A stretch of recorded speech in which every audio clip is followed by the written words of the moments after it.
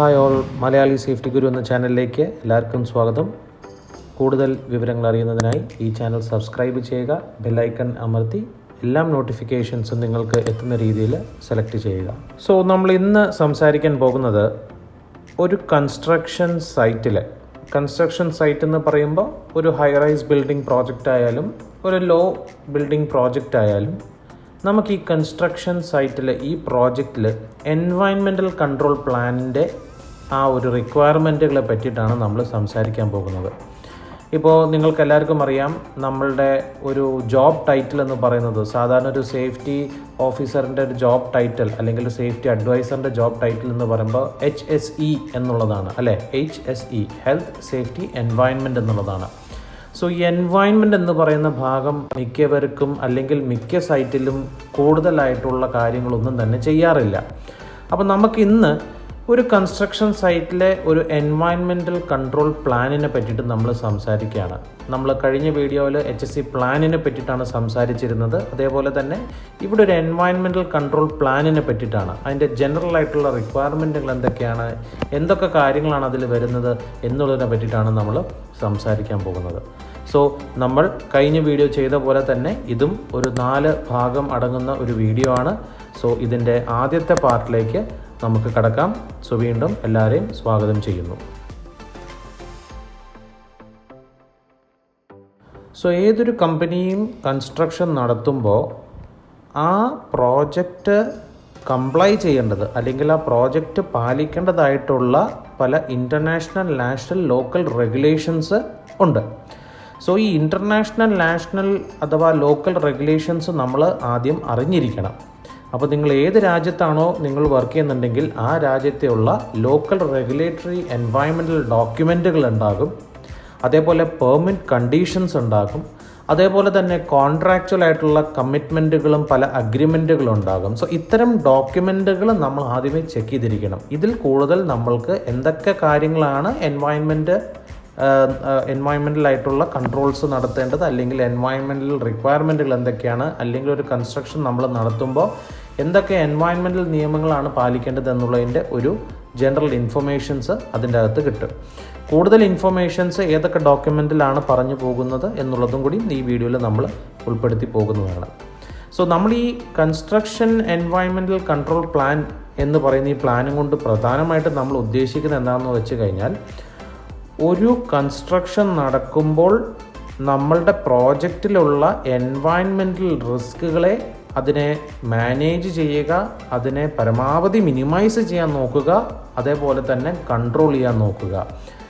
ഈ 3 ഫേസും നമ്മൾ നടത്തുന്നത് സൈറ്റ് പ്രിപ്പറേഷൻ മുതലാണ്. അതായത് സൈറ്റിലേക്ക് നമ്മൾ പുതിയതായിട്ട് പല കാര്യങ്ങൾ മൊബിലൈസ് ചെയ്യുമ്പോൾ തുടങ്ങി തന്നെ, ഇപ്പോൾ നമ്മൾ ക്യാമ്പ് കൊണ്ടുവരുന്നു, വണ്ടികൾ കൊണ്ടുവരുന്നു, ഇങ്ങനെ ഓരോ കാര്യങ്ങൾ നമ്മൾ ആ സൈറ്റിലേക്ക് കൊണ്ടുവരുമ്പോൾ ആ കൊണ്ടുവരുന്ന ഫേസ് മുതൽ അതിൻ്റെ കൺസ്ട്രക്ഷൻ, പ്രീ കമ്മീഷനിങ്, ഇതിൽ അക്കോമഡേഷൻ ക്യാമ്പുകൾ നിർമ്മിക്കുന്നതോ അല്ലെങ്കിൽ റെസിഡൻഷ്യൽ ക്യാമ്പ് നിർമ്മിക്കുന്ന എല്ലാം തന്നെ നമുക്കിതിൽ പെടും. സോ ഈ എല്ലാ ഫേസുകളിലും ആ പ്രോജക്റ്റ് തുടങ്ങി അവസാനം കഴിഞ്ഞ് നമ്മളുടെ എല്ലാ എക്യുപ്മെൻറ്റുകളും ക്യാമ്പുകളും ടൂൾസുകളും എല്ലാം തന്നെ റിമൂവ് ചെയ്യുന്ന ആ ഫേസ് വരെയുള്ള കാര്യങ്ങളെ പറ്റിയിട്ടാണ് നമ്മൾ ഈ എൻവയൺമെൻറ്റൽ കൺട്രോൾ പ്ലാൻ നമ്മളവിടെ ഇംപ്ലിമെൻറ്റ് ചെയ്യേണ്ടത്. ഇതിൽ പ്രധാനമായിട്ട് നമ്മൾ വരുന്ന മെയിനായിട്ടുള്ള എൻവയൺമെൻറ്റൽ പ്ലാൻ എന്ന് പറയുന്നത്, അതായത് ഈ എൻവയൺമെൻറ്റ് നമ്മൾ പ്രൊട്ടക്റ്റ് ചെയ്യണമെന്ന് പറയുന്നത് ബേസിക്കലി ഒന്ന്, ഈ potential air, noise, water pollution നമ്മൾ പരമാവധി പ്രിവെൻറ്റ് ചെയ്യാൻ നോക്കുക, അല്ലെങ്കിൽ കുറയ്ക്കാൻ നോക്കുക. നമ്മളുടെ കൺസ്ട്രക്ഷൻ ആക്ടിവിറ്റീസിൽ നിന്നും ഇത്തരം തരത്തിലുള്ള പൊല്യൂഷൻ സാധ്യതകൾ വരുന്നുണ്ടെങ്കിൽ അതിനെ പ്രിവെൻറ്റ് ചെയ്യുക അല്ലെങ്കിൽ റെഡ്യൂസ് ചെയ്യുക.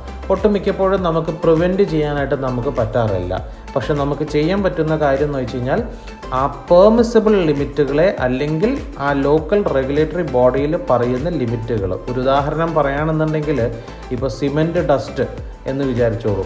സോ ഈ സിമെൻറ്റ് ഡസ്റ്റ് എത്രത്തോളം നമുക്ക് നമ്മുടെ ശരീരത്തിലേക്ക് എക്സ്പോസ്ഡ് ആകാൻ പാടുള്ളൂ എന്ന് പറയുന്ന ലിമിറ്റുകളുണ്ട്. അതൊക്കെ ഓരോ ഡോക്യുമെൻറ്റുകളിലായിട്ട് ഈ ലോക്കൽ റെഗുലേറ്ററി ബോഡിയിൽ, അല്ലെങ്കിൽ ഒരു സിമെൻറ്റിൻ്റെ നമ്മൾ ഒരു ബാഗ് മേടിച്ച് അതിൻ്റെ MSDS അല്ലെങ്കിൽ SDS എന്ന് പറയുന്ന അത്തരം ഡോക്യുമെൻറ്റുകൾ അതിൽ വളരെ ക്ലിയർ ആയിട്ട് എഴുതിയിട്ടുണ്ടാകും. അതേപോലെ തന്നെ സിമെൻറ്റ് വാട്ടർ, മറ്റ് ചില ഹസാഡസ് വാട്ടറുകൾ, അബ്ല്യൂഷൻ, ടോയ്ലറ്റ് വേസ്റ്റ് വാട്ടേഴ്സ്, ഇതൊക്കെ എത്രത്തോളം നമുക്ക് ഡിസ്പോസ് ചെയ്യാൻ പാടുള്ളൂ അല്ലെങ്കിൽ എത്രത്തോളം നമുക്ക് നമ്മുടെ സൈറ്റിൽ വയ്ക്കാൻ പാടുള്ളൂ എന്ന് പറയുന്നതിൻ്റെ ലിമിറ്റുകളുണ്ട്. സോ ഞാൻ നേരത്തെ പറഞ്ഞ പോലെ പ്രിവെൻഷൻ ചിലപ്പോൾ നമ്മൾക്ക് പോസിബിൾ ആയിരിക്കില്ല, പക്ഷെ അത് അവിടെ പ്രൊഡ്യൂസ് ആകുന്നുണ്ടെങ്കിൽ എത്രത്തോളമേ പാടുള്ളൂ, എത്രത്തോളം നമ്മൾക്കത് പ്രൊഡ്യൂസ് ആക്കാൻ പാടുള്ളൂ എന്ന് പറയുന്ന ലിമിറ്റുകളുണ്ട്. ആ ലിമിറ്റുകൾ നമ്മൾ എക്സീഡ് ആകാതെ നോക്കുക എന്നുള്ളതാണ് നമ്മൾ പിന്നെ ശ്രദ്ധിക്കേണ്ട കാര്യങ്ങൾ. സോ ഇത്തരം കാര്യങ്ങളാണ് ഇതിൻ്റെ മെയിൻ പർപ്പസ് എന്ന് പറയുന്നത്. അതേപോലെ തന്നെ ഒരു എൻവയൺമെൻറ്റൽ പൊല്യൂഷൻ ഉണ്ടാകുന്ന ഒരു ഈവൻറ്റ്, അതായത് ഒരു സോയിൽ അല്ലെങ്കിൽ ഒരു എയർ അല്ലെങ്കിൽ ഒരു വാട്ടർ പൊല്യൂഷൻ ഉണ്ടാകുന്ന ഒരു സാഹചര്യത്തിൽ എന്തൊക്കെ ആക്ഷൻസ് ആണ് അവിടെ എടുക്കേണ്ടത് എന്നുള്ളതും കൂടി നമ്മൾ അവിടെ കൺസിഡർ ചെയ്യണം. സോ ഇത്തരം കാര്യങ്ങളാണ് നമ്മൾ അതിൻ്റെ അകത്ത് ബേസിക് ആയിട്ടുള്ള പേർപ്പസ് എന്ന് പറയുന്നത്. അപ്പോൾ ഇതിൻ്റെ കൂട്ടത്തിൽ നമ്മൾ ഈ എൻവയൺമെൻറ്റൽ പാരാമീറ്റേഴ്സിനെ മോണിറ്റർ ചെയ്യുക, such as air quality monitor ചെയ്യും, ഡസ്റ്റ് ക്വാളിറ്റി മോണിറ്റർ ചെയ്യും, നോയ്സ് മോണിറ്റർ ചെയ്യും, വാട്ടർ ക്വാളിറ്റി മോണിറ്റർ ചെയ്യും. അതേപോലെ തന്നെ നമ്മൾ പ്രോജക്റ്റ് ആക്ടിവിറ്റിയിൽ ഈ എൻവയൺമെൻറ്റൽ മോണിറ്ററിങ് നടത്തുമ്പോൾ നമുക്ക് എന്തെങ്കിലും അതിൽ നിന്നും പോരായ്മകൾ ഉണ്ടെന്നുണ്ടെങ്കിൽ നമ്മൾ ഉടനെ തന്നെ നമ്മളുടെ എൻവയൺമെൻറ്റൽ കണ്ടീഷൻസിനെ ചേഞ്ച് ചെയ്യിക്കാനായിട്ടുള്ള നിയന്ത്രണങ്ങൾ അതിനെ തുടർന്ന് നമ്മൾ എടുക്കണം. എല്ലാവർക്കും ഒരു ട്രെയിനിങ് പ്രോഗ്രാം നമ്മൾ ഈ എൻവയൺമെൻറ്റൽ അവയർനെസ് നമ്മൾ കൊടുത്തിരിക്കണം. ട്രെയിനിങ് പ്രോഗ്രാം അതിനു വേണ്ടി ഡെവലപ്പ് ചെയ്യണം. അതേപോലെ തന്നെ നമ്മൾ ഈ ഹസാഡസ് കെമിക്കൽസ് അല്ലെങ്കിൽ ഹസാഡസ് ആയിട്ടുള്ള ഏത് കെമിക്കൽസ് ആയാലും അതിൻ്റെ ഫിസിക്കൽ പ്രോപ്പർട്ടി എന്തും ആയാലും, ഹസാഡസ് നോൺ ഹസാഡസ് സബ്സ്റ്റൻസ് ആയാലും അതിൻ്റെ വേസ്റ്റ് ആയാലും ഇതിനെ നമ്മൾ എങ്ങനെ വേണം ഹാൻഡിൽ ചെയ്യാൻ, എങ്ങനെ വേണം സ്റ്റോറേജ് ചെയ്യാൻ, എങ്ങനെ വേണം അതിനെ ഡിസ്പോസ് ചെയ്യാൻ എന്നുള്ള കാര്യത്തെയും പറ്റിയിട്ടും നമ്മൾ ഈ പ്ലാനിൽ ജനറലായിട്ട് നമ്മൾ ഉണ്ടാക്കി വെക്കുന്നതാണ്. സോ ഫ്രണ്ട്സ്, പാർട്ട് 1ൻ്റെ വീഡിയോ നമ്മൾ ഇവിടെ വെച്ച് അവസാനിപ്പിക്കുകയാണ്. സോ മുന്നേ പറഞ്ഞ പോലെ തന്നെ കൂടുതൽ ഇൻഫർമേഷൻസ് അറിയാനായിട്ട് മലയാളി സേഫ്റ്റി ഗുരു എന്ന് പറയുന്ന ചാനൽ എല്ലാവരും സബ്സ്ക്രൈബ് ചെയ്യുക. ബെൽ നോട്ടിഫിക്കേഷൻസ് അമർത്തി എല്ലാം നോട്ടിഫിക്കേഷൻസ് നിങ്ങൾക്ക് അലേർട്ട് ആകുന്ന രീതിയിൽ സെലക്ട് ചെയ്യുക.